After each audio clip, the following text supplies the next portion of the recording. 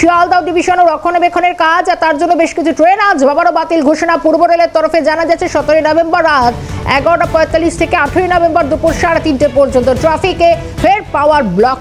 Update জানবো, ইন্দ্রনীল রয়েছেন আমাদের সঙ্গে। ইন্দ্রনীল, শিয়ালদহ ডিভিশনে আগের সপ্তাহেও যেরকম একটা পাওয়ার ব্লক ছিল, আবারও 17 তারিখ থেকে কি আপডেট? একদমই দেখো, শিয়ালদহ ডিভিশনের মেইনটেনেন্সের কাজের জন্য 17 তারিখ রাত্রি 11:45 থেকে 18 তারিখ দুপুর 3:40 পর্যন্ত ট্রাফিক পাওয়ার ব্লক করা হবে 1 নম্বর ব্রিজের 5 নম্বর লাইন, যেটা শিয়ালদহ বিধাননগর রোড স্টেশনে রয়েছে।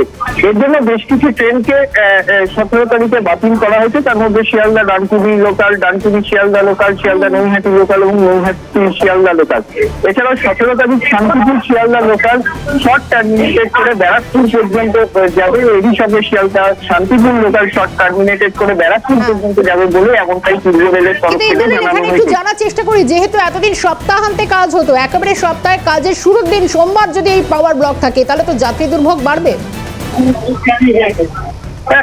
একদমই দেখো, যেহেতু 17 তারিখ একটি কাজের দিনের মধ্যে পড়ে যাচ্ছে, ফলে সেখানে এই যে সময়টা, এই টাইম পিরিয়ডের মধ্যে যাত্রী নিয়ন্ত্রণ করাটা একটা যথেষ্ট সমস্যার সম্মুখীন হতে পারে। কিন্তু তার জন্য পূর্ব রেলের তরফ থেকে বিশেষ ব্যবস্থা করা হচ্ছে এবং তার আগে থেকে তাদের নোটিফিকেশন করেই কিন্তু সতর্ক করা হচ্ছে যাত্রীদেরকে, এমনটাই কিন্তু পূর্ব রেলের তরফ থেকেই জানানো হচ্ছে।